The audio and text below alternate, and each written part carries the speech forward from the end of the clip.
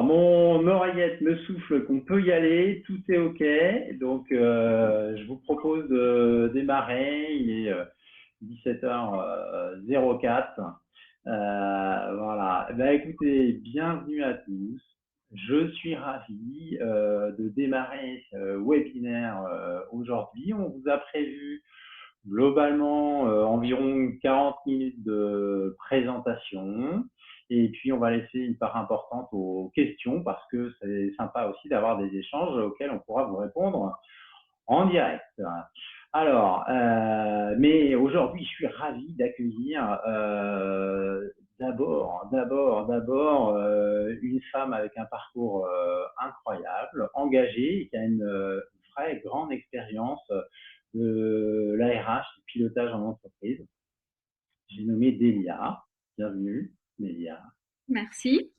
Et puis, on a un homme de science, et c'est ça qui va faire aussi, j'espère, la beauté de notre petit webinaire, c'est que Jean-François est chercheur et va nous apporter un éclairage qui est plutôt rare sur les sujets qui nous intéressent. On va parler de nomadisme de digital, de working, de marque employeur. On va parler de plein de choses sympas. Bienvenue à toi, Jean-François.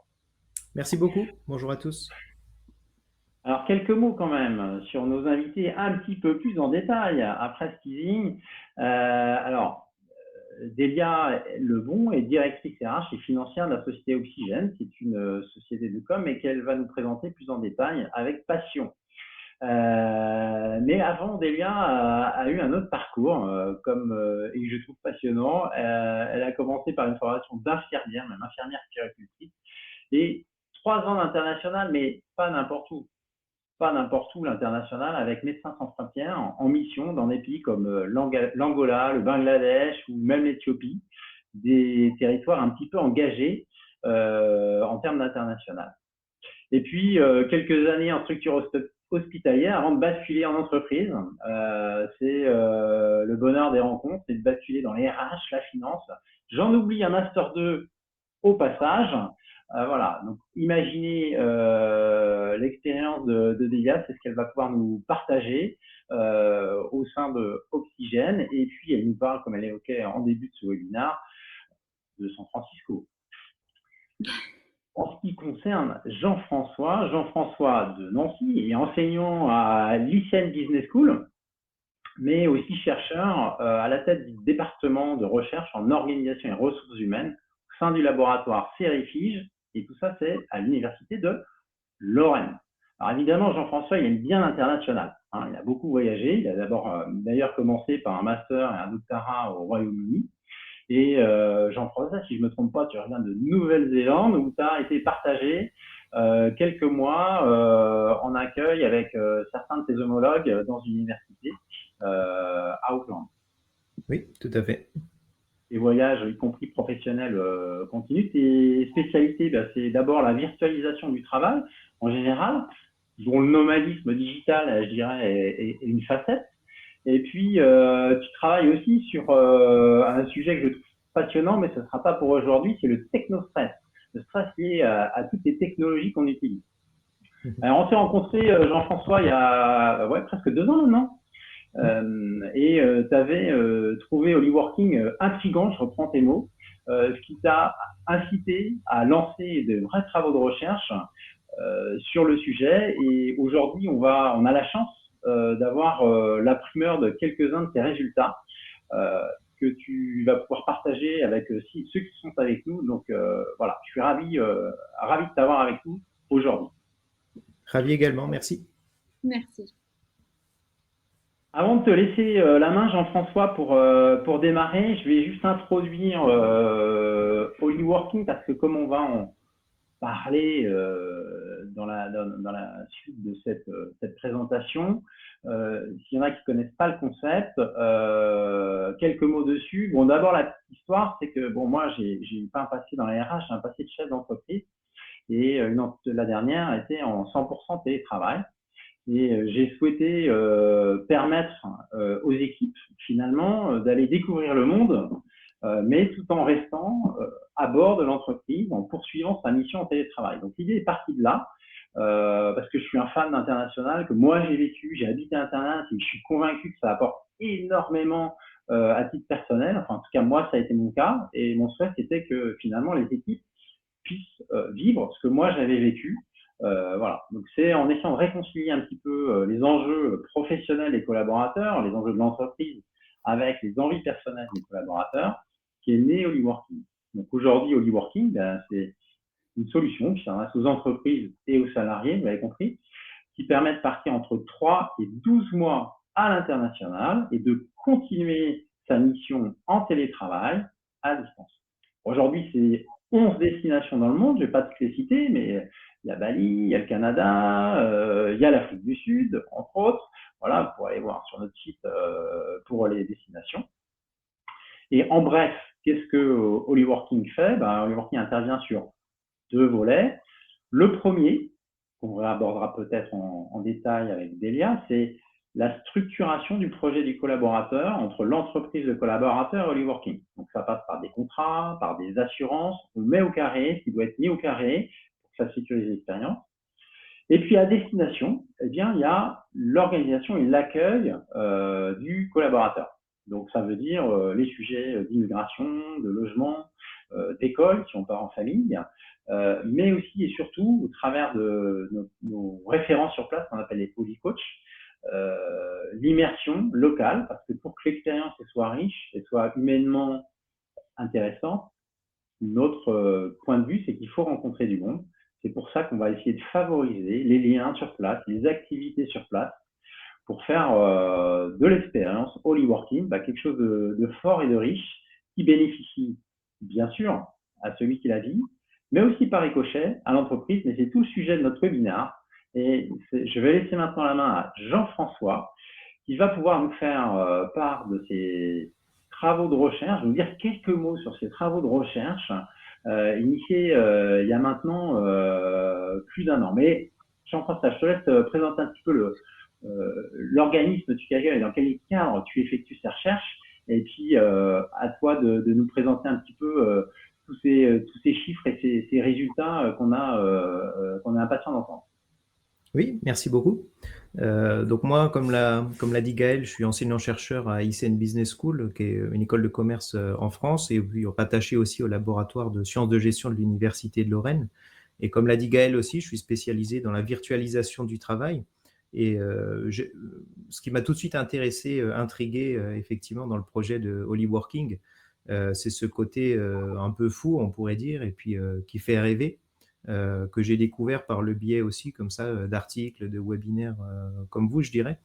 Et puis j'ai toujours tout de suite trouvé ça très, très intriguant. Alors pour la petite histoire, avant, j'avais déjà un premier projet que j'avais initié en 2014 sur une personne qui était allée télétravailler sur une île déserte au large de l'Indonésie en mode survie, avec téléphone satellitaire, panneaux solaires, etc. Et on avait étudié en quoi cette expérience un peu folle aussi permettait de réenchanter, on pourrait dire, le télétravail d'une certaine manière.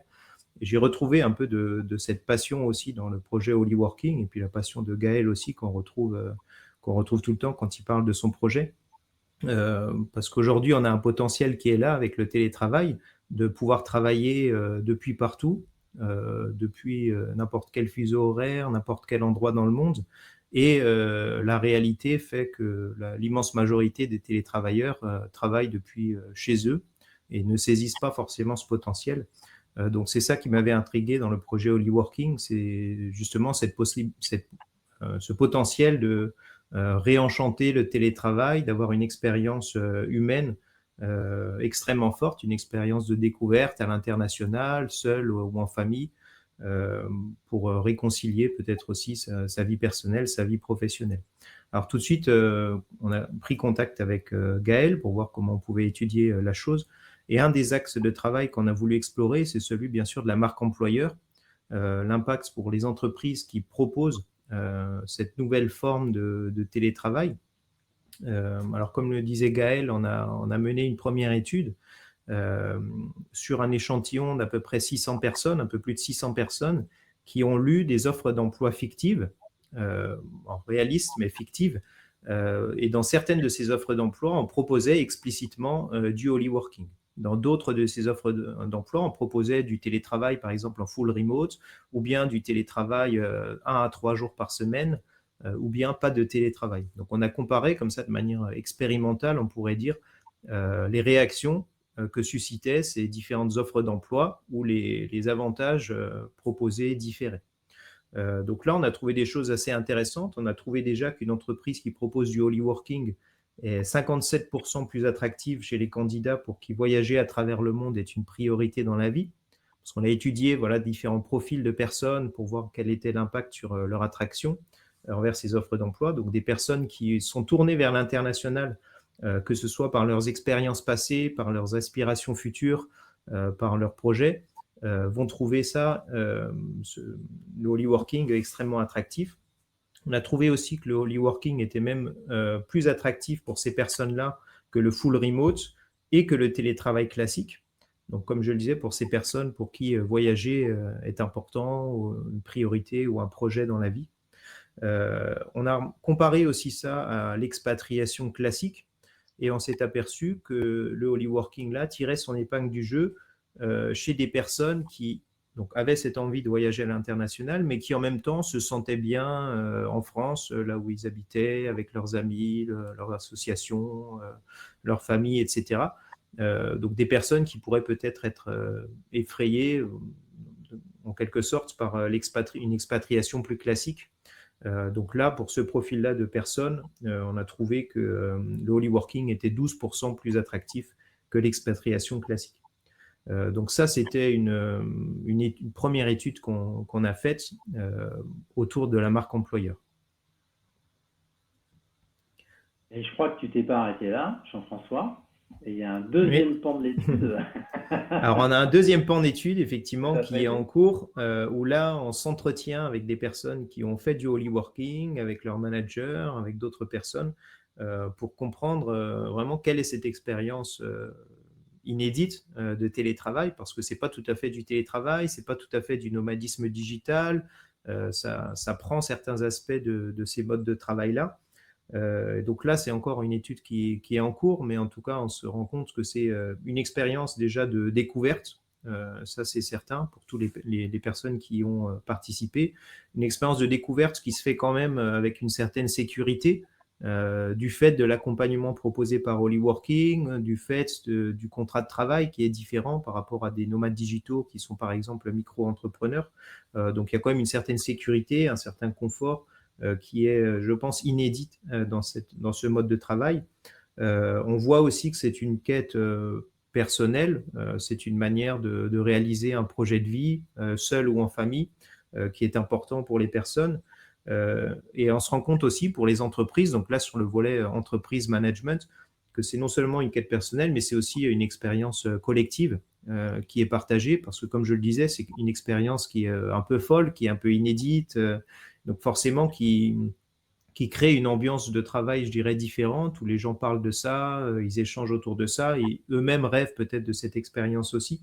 Donc on voit que c'est une expérience qui est partagée, qui est souvent mise en valeur pour les entreprises. Comme je le disais avant, il y a un impact, en tout cas qu'on a identifié sur la marque employeur.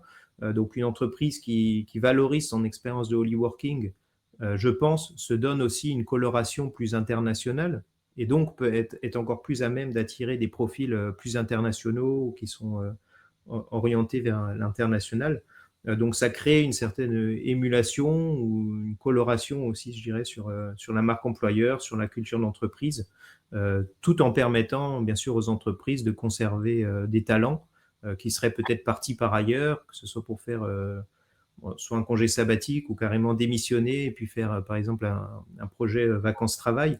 Donc ça permet aux entreprises de conserver des salariés, d'investir aussi sur leur épanouissement. Bah écoute, merci Jean-François pour ces quelques chiffres. Quand est-ce que tes résultats de travaux, tu penses sortir tes résultats de travaux pour ceux qui nous écoutent et qui souhaiteraient en bénéficier?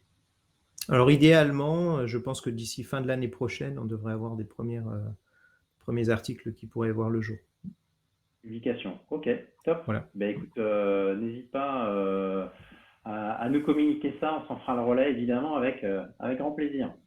Merci, avec Merci plaisir. beaucoup, Jean-François, c'était très intéressant.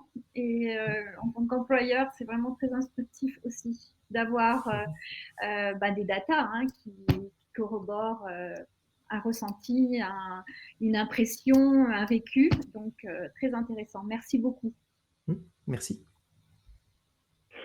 Vélia, est-ce que tu veux déjà nous dire quelques mots sur Oxygène et puis peut-être sur l'histoire quelque part Hollyworking Oxygène? Comment ça a démarré tout ça?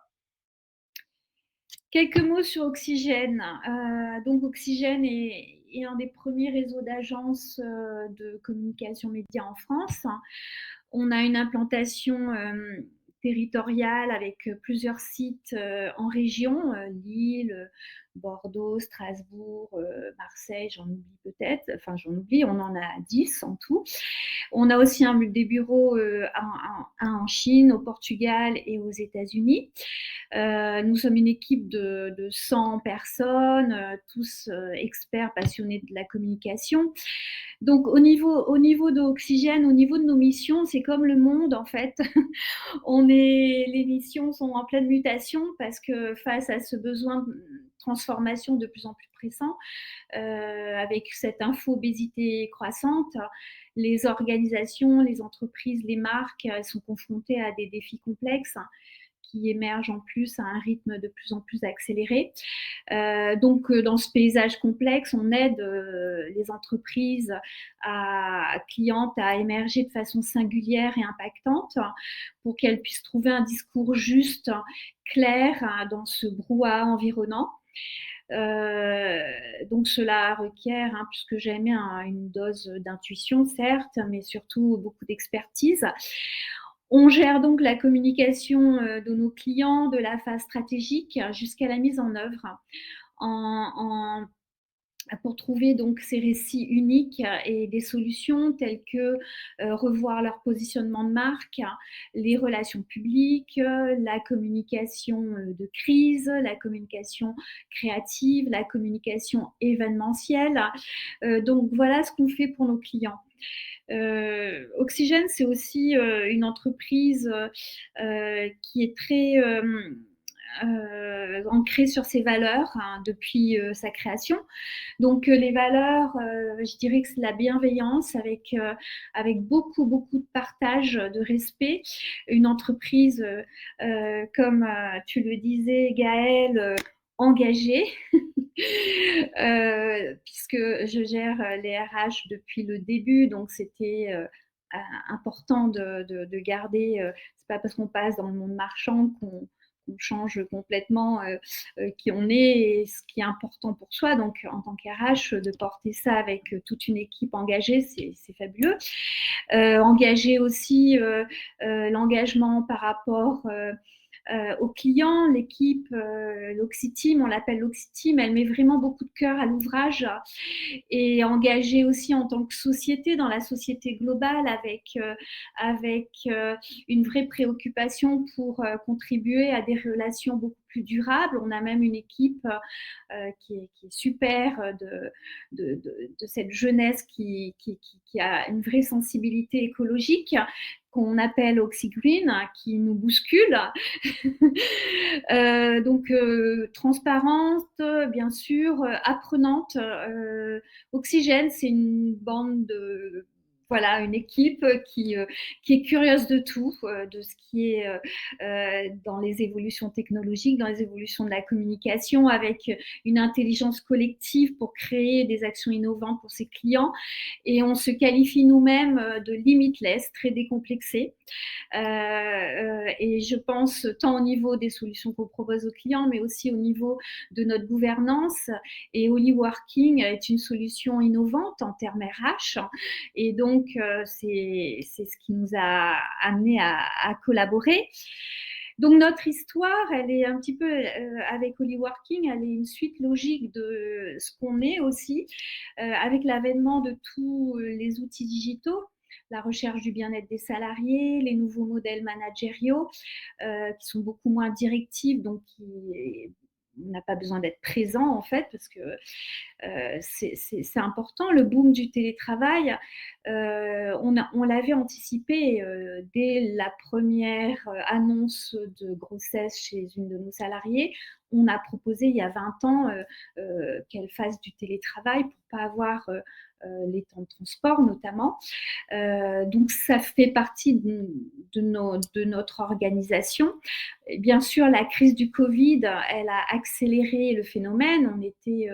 On était en télétravail pas tout à fait complet, sauf pour certains éléments. Là, on est passé en télétravail full télétravail, full remote, et on s'est aperçu que toutes les versions fonctionnaient très bien.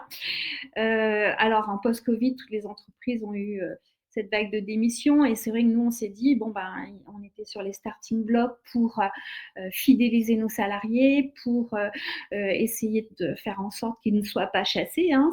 C'est une réalité. Avec la fuite des talents, c'est le quotidien d'une RH, hein. Et on a vu aussi que beaucoup de salariés parlaient de voyages, de vivre d'autres expériences après avoir vécu le Covid et l'enfermement. Donc c'est arrivé naturellement. Cette génération qui remet pas mal de choses en question.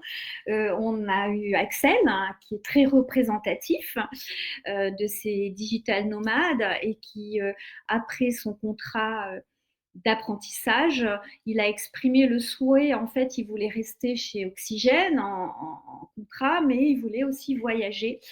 Donc, Hollyworking répondait tout à fait à ses aspirations, et il pouvait donc sauter le pas, en fait, en toute sécurité, en toute sérénité. Et c'était un combo gagnant, en fait. Et de mon côté, en tant qu'RH, passer la période de curiosité et d'inquiétude aussi, parce que pour la RH qui gère le recrutement, la marque employeur, je trouvais ça fabuleux. Et pour la RH qui a toutes les injonctions administratives et juridiques, je me dis, ouh, c'est assez dangereux quand même de faire ça. On va bien avoir un contrôle URSSAF qui va dire non, non, c'est pas OK. Donc j'ai eu une réunion avec toi, Gaëlle, qui m'a bien expliqué, bien rassurée, avec tes équipes. J'ai posé toutes les questions, notamment sur la partie de la compliance, parce que c'était ça qui me stressait. Et puis le directeur de l'agence, qui était déjà séduit, et moi-même, on s'est dit go. Et puis on a eu un no-go de notre CEO.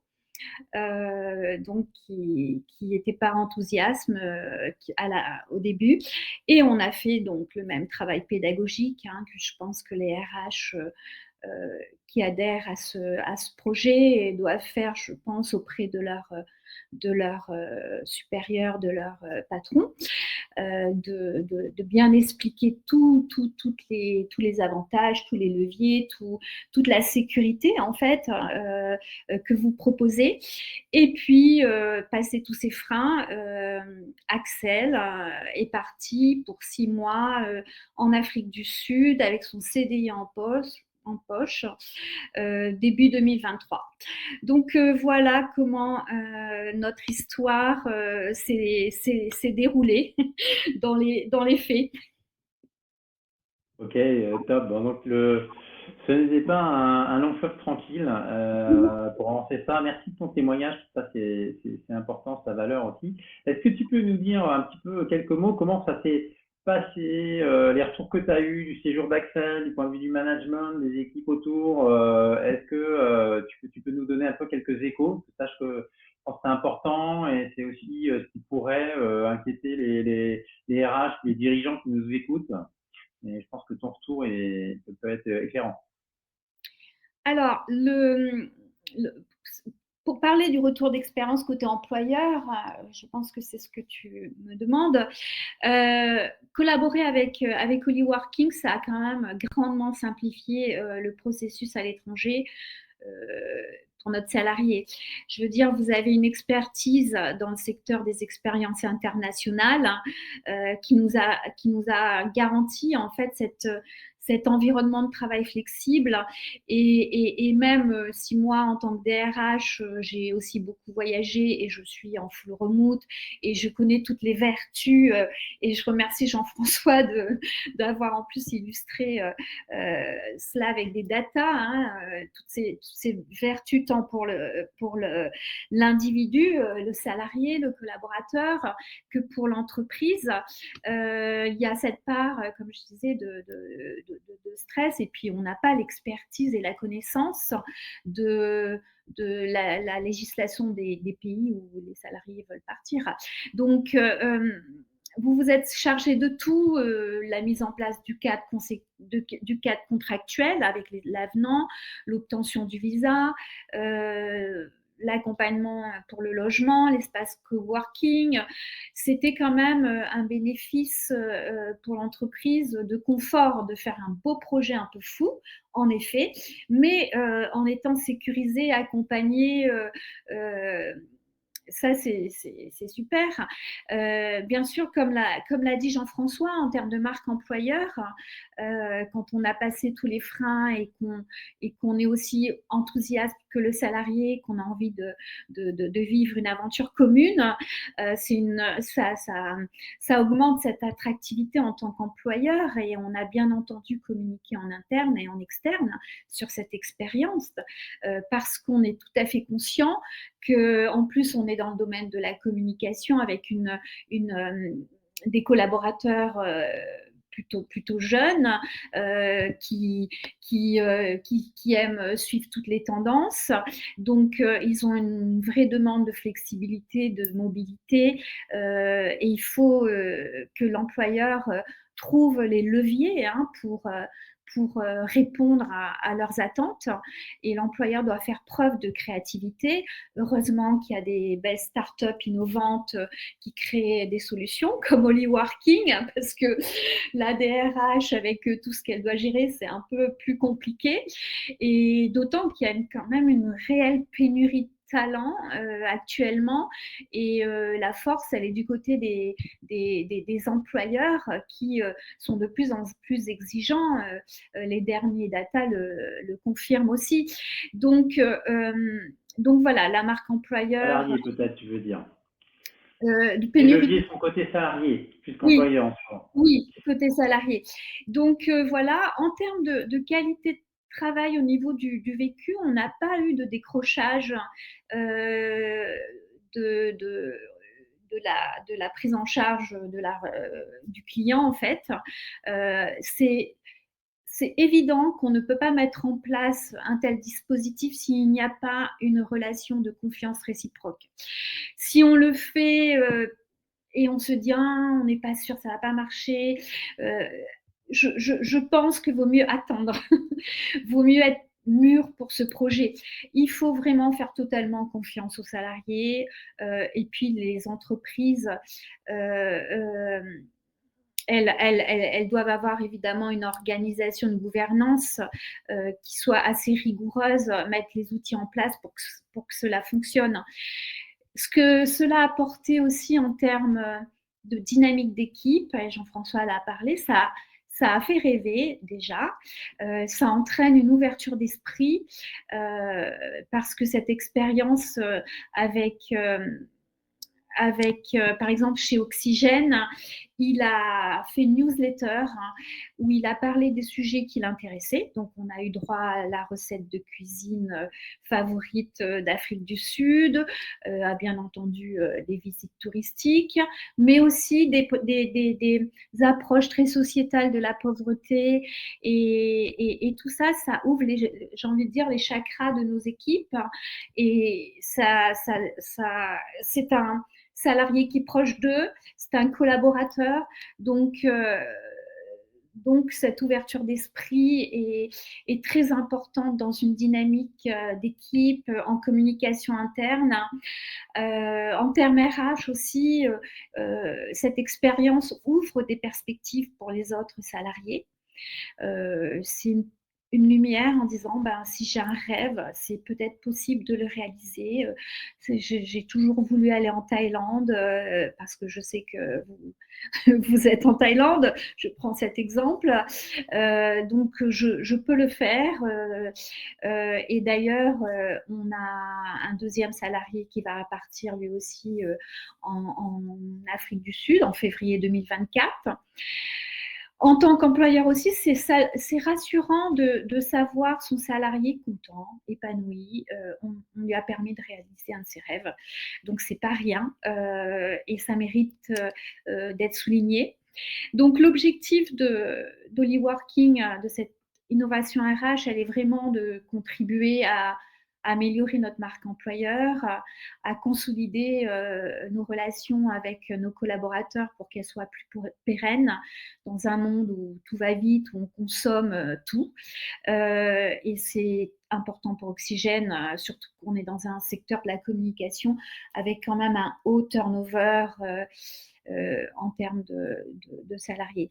Donc voilà ce que je dirais sur notre expérience. Merci Delia. Est-ce que tu aurais un petit conseil à donner? Ah, je ne vous entends plus. J'ai entendu, est-ce que j'ai un petit conseil? Ouais, excuse-moi, ça a coupé. Ouais, je dirais, est-ce que tu as un petit conseil à donner à tes homologues RH sur la mise en place de Hollyworking? Alors, oui, pas un petit conseil, j'aurais quand même pas mal de conseils pour les, pour les managers aussi directs, parce qu'ils font la RH, je veux dire, c'est pas...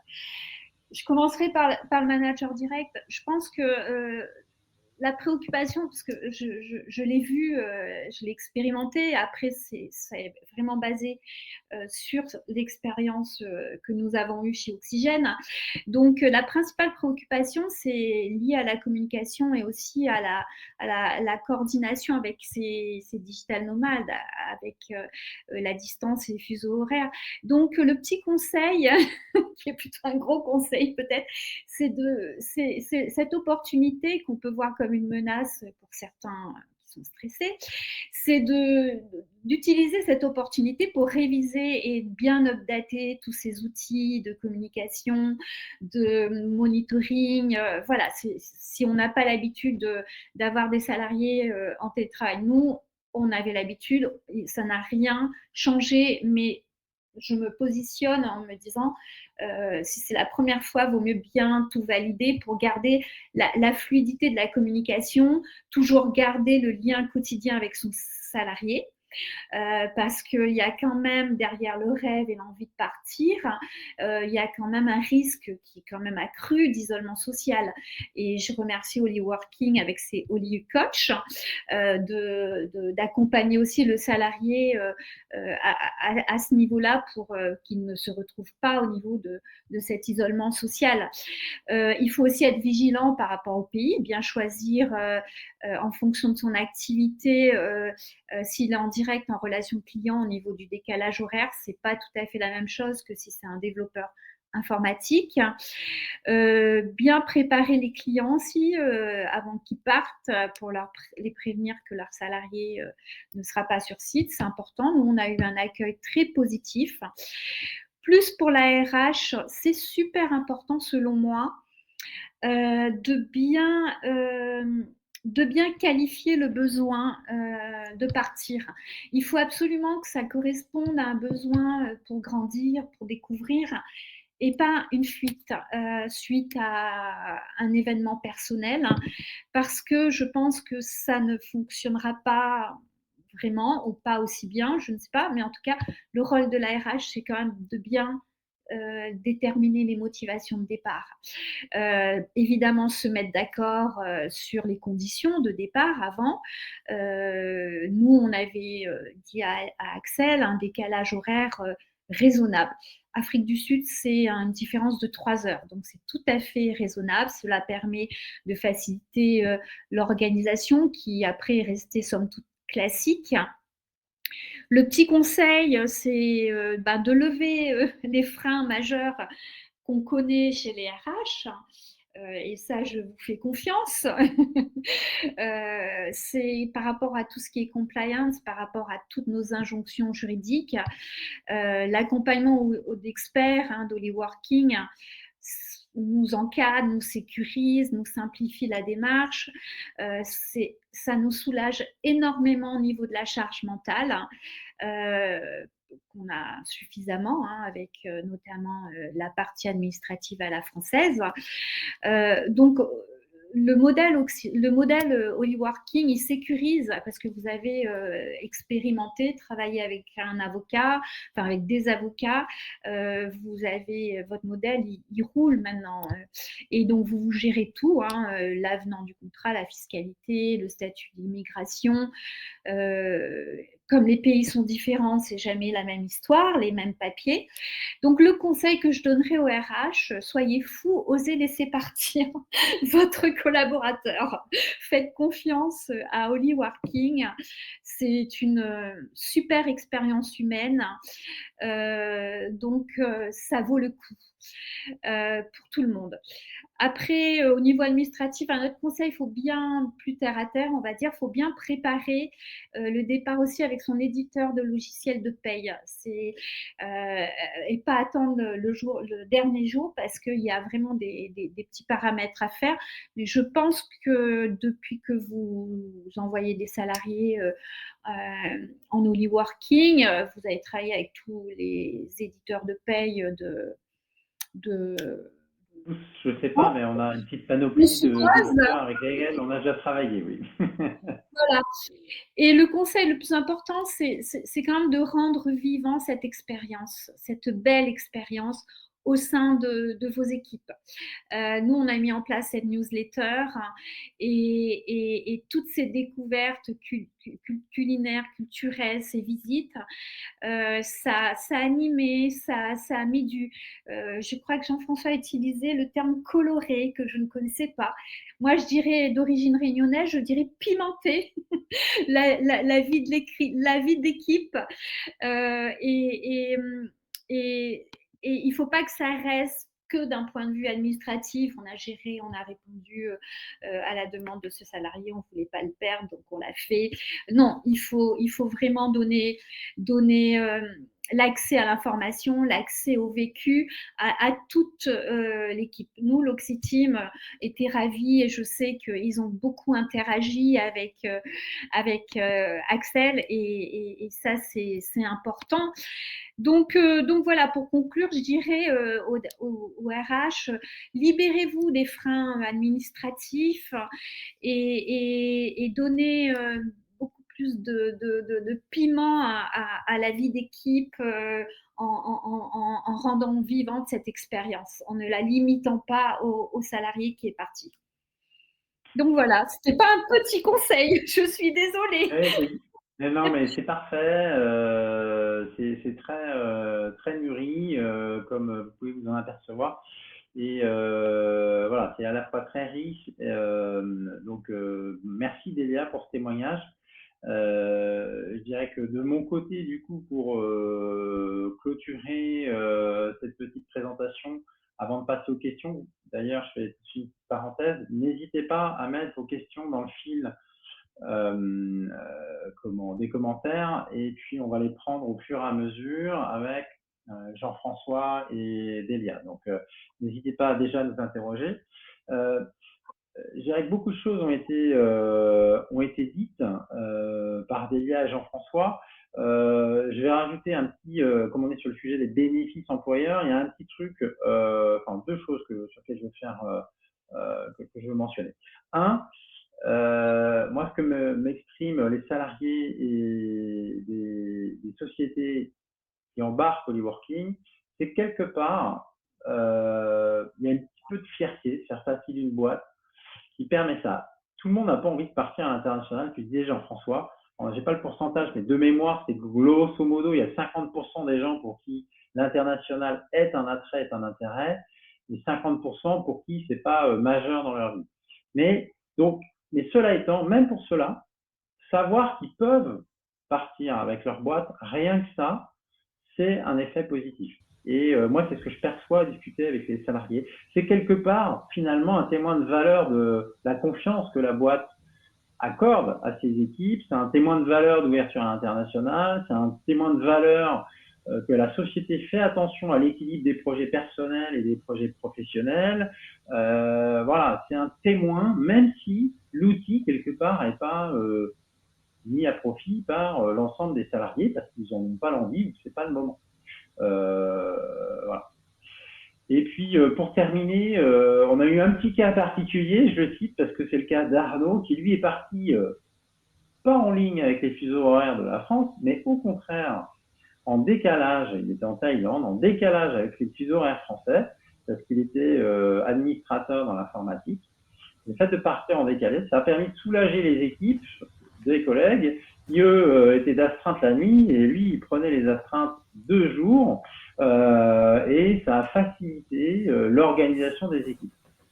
Et évidemment, c'est pas adapté à tous les cas, toutes les professions, toutes les entreprises, bien sûr. Mais voilà, je voulais citer ce petit cas particulier des bénéfices qu'on peut identifier. Je pense que ça illustre bien aussi le fait que le Holy Working, c'est une forme de télétravail et de full remote. Et puis, comme le disait Delia, avec ses conseils très pertinents, on a effectivement toutes ces choses-là à prendre en compte. Mais sur la différence de fuseau horaire, par exemple, là, l'approche que tu dis, Gaël, c'est vrai qu'on l'étudiait déjà depuis déjà plusieurs dizaines d'années, par exemple dans le monde du conseil, l'approche qu'on appelait Follow the Sun, avec des dossiers qui ne dorment jamais, qui sont toujours travaillés par quelqu'un aux 4 coins du monde.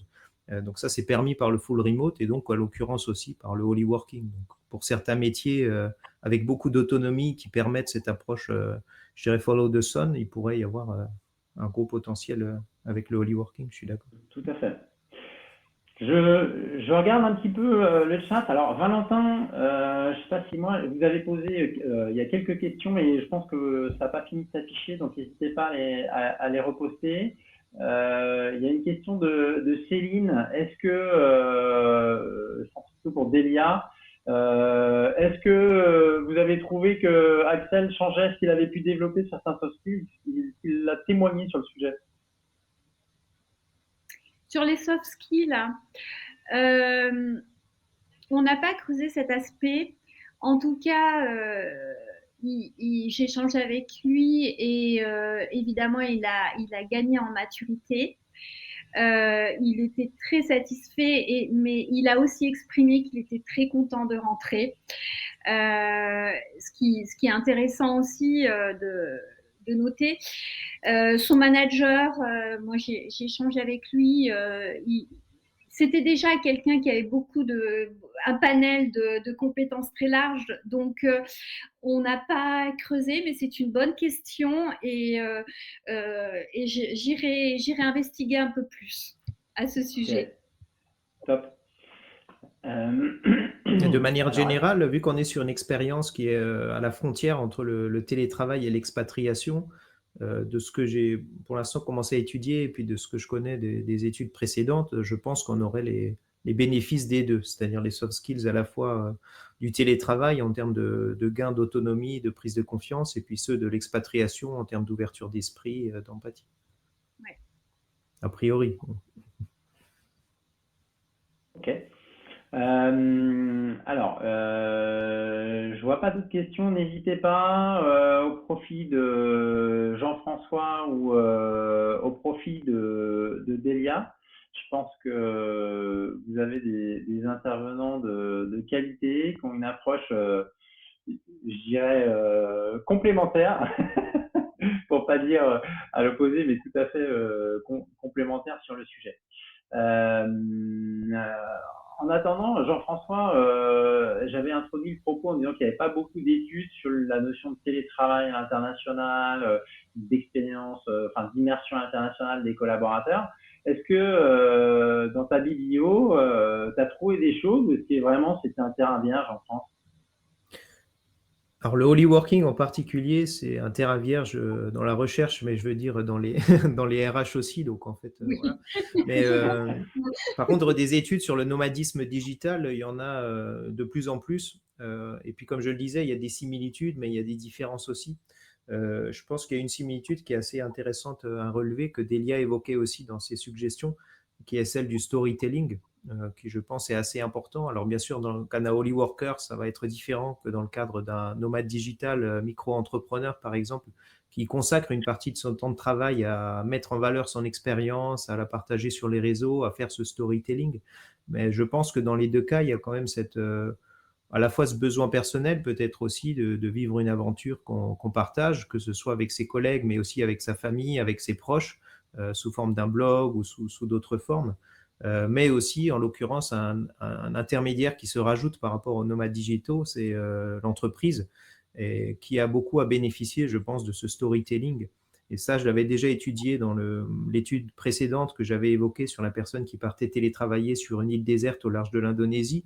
On s'est aperçu que les personnes autour d'elle, que ce soit les collègues, mais que ce soit aussi des internautes lambda, parviennent à vivre cette expérience par procuration, en quelque sorte.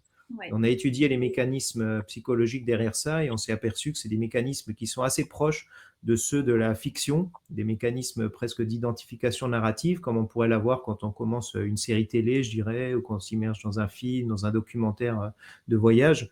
On voyage un peu par procuration, je dirais, à travers cette sorte d'expérience. Et je pense que tout le monde a à y gagner, que ce soit les personnes qui la vivent, bien sûr, mais aussi les personnes qui la suivent, et puis les personnes qui permettent aux autres de suivre cette expérience.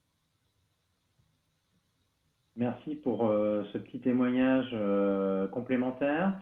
Alors, je vois pas d'autres questions arriver, donc si je vois personne qui écrit non plus, donc je propose de conclure notre petit webinaire. Merci de votre présence, Delia, Jean-François. Un petit mot pour conclure.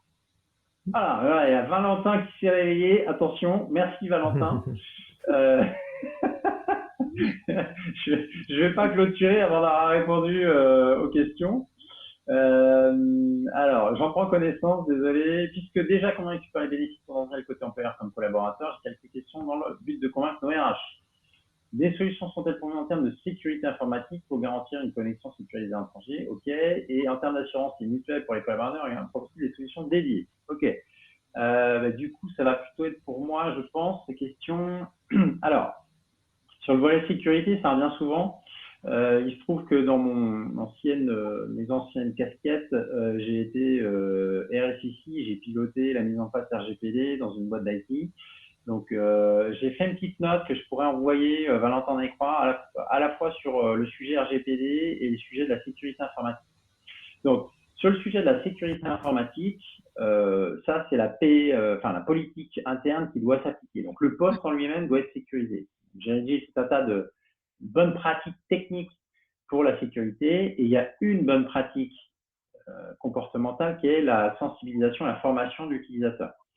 Tout ça, c'est dans cette note et il y a plein de liens bibliographiques sur les liens ANSSI, qui est l'entité en France qui donne quelques guidelines sur la partie sécurité informatique. Mais voilà, si on est dans une petite boîte, OK, on peut s'appeler, je ferai les précaux sur la partie technique, c'est déjà rédigé. Si on est dans une grosse structure, en général, c'est bien formalisé, c'est bien structuré. C'est la même sécurité qu'on soit dans le TGV que pour le commercial qui est dans le TGV en France, ou qu'on soit à l'international dans un coworking.